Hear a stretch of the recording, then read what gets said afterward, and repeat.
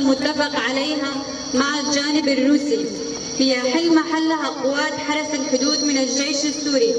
لا تزال دولة العدوان التركي تخرق اتفاق وقف إطلاق النار وتستهدف بشكل مباشر السكان الأمنيين والأطقم الطبية والمنظمات الإنسانية التي تقوم بإجلاء المدنيين والجرحى من مناطق النزاع بكافة صنوع الأسلحة مع استخدام الطيران الحربي، الأمر الذي أدى لتفاقم الأزمة الإنسانية وموجة نزوح كبيرة لأهالي مدينة الأبيض غريسبي ورأس العين سريكانية، إضافة لارتفاع عدد الشهداء والمصابين جراء الهجمات التي يقوم بها مرتزقة العدوان التركي من عناصر داعش وجبهة النصرة، يضاف لجرائم الحرب التي ترتكبها دولة العدوان التركي اليوم جرائم ثقافية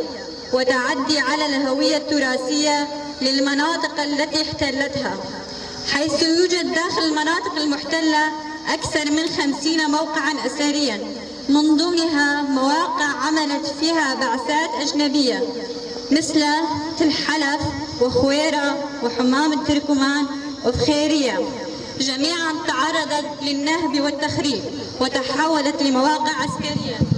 كما جرى سابقاً بعفرين وجنديرس، إضافة لفرض لباس داعش على النساء ورجال وتغيير أسماء بعض معالم المدن بأسماء تركية.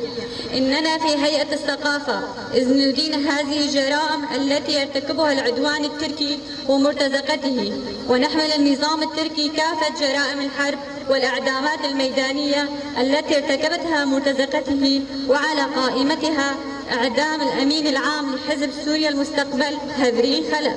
و7 مدنيين آخرين وتصوير الجريمة والتفاخر بها.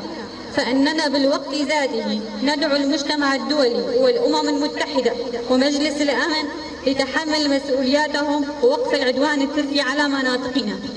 فلم تكن الإدارة الذاتية لشمال وشرق سوريا وقوات سوريا الديمقراطية تهدف للاعتداء على أحد، كما تسوق لذلك دولة العدوان التركي التي تحاول إبادة مكونات شعوب شمال وشرق سوريا وإجراء الديمقراطية في مناطقنا باستبداد سكانها الأصليين عبر تهجيرهم بمرتزقة ارتهنوا العمالة للنظام التركي وتسهيل الاعتداء على بلادهم وأهلهم السوريين. وما جرى في عفرين الأخير شاهد على ذلك، حيث جرى تهجير أهلها وقتلهم واختطافهم وابتزازهم بالفدية وسرقة بيوتهم وأملاكهم على مرأى من العالم أجمع، وهي تحاول اليوم بعدوانها على مناطق الإدارة الذاتية تطبيق نفس النهج على المكونات الموجودة شرق الفرات. ونحن في الإدارة الذاتية لشمال وشرق سوريا كنا وما زلنا مثالا للتعايش المشترك وأخوة الشعوب، وانتهجنا مبدأ الأمة الديمقراطية نهجا فيما بيننا، ولن تستطيع دولة العدوان التركي إفشال مشروعنا بسبب تلاحم كافة مكونات شعبنا مع قوات سوريا الديمقراطية التي تصدت للعدوان التركي ومرتزقته وهزمت تنظيم داعش الإرهابي.